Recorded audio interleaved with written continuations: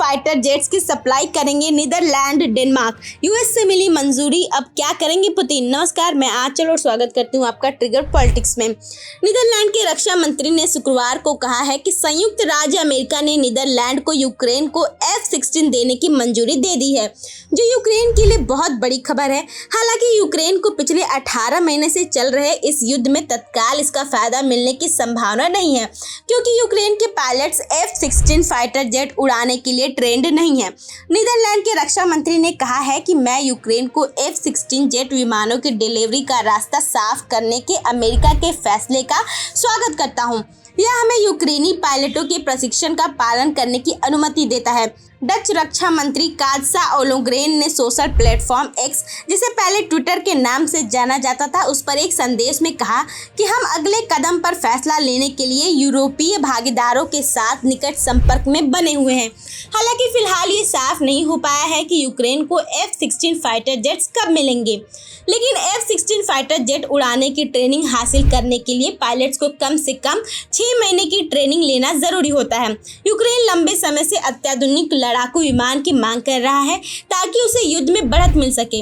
इसने हाल ही में बिना हवाई कवर के क्रेमलिन की सेना के खिलाफ लंबे समय से प्रतीक्षित जवाबी कार्रवाई शुरू की है, जिससे उसके सैनिकों को रूसी विमान और तोपखाने की दया पर निर्भर रहना पड़ा, क्योंकि अगर रूस से कार्रवाई की जाती तो उनका जान बचाना मुश्किल था। युद्धक विमान पहुंचाने के अलावा यूक्रेन के सहयोगियों को अपने पायलटों को प्रशिक्षित करने की भी जरूरत है।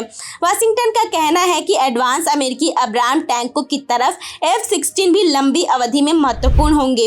आपको बता दें कि नीदरलैंड पश्चिमी गठबंधन का हिस्सा है, जिसमें Belgium, Canada, Denmark, Luxembourg, Norway, Poland, पुर्तगाल, रोमानिया, स्वीडन और यूनाइटेड किंगडम भी शामिल है, जिन्होंने जुलाई में यूक्रेनी पायलटों को F-16 उड़ाने के लिए प्रशिक्षित करने का वादा किया था।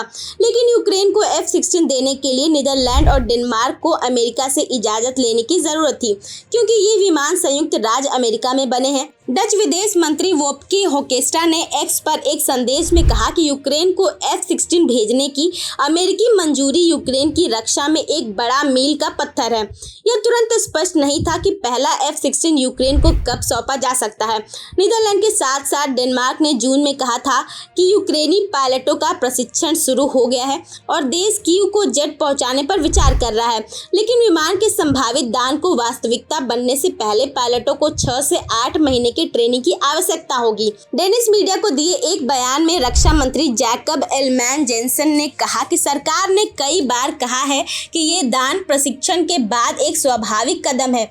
वहीं माना जा रहा है कि अगर F-16 फाइटर जेट यूक्रेन की तरफ से उड़ान भरना शुरू करते हैं तो फिर ये लड़ाई काफी खतरनाक मोड़ पर पहुंच सकता है, क्योंकि रूसी विदेश मंत्री ने एक दिन पहले ही परमाणु युद्ध की संभावना को फिर से दोहराया है।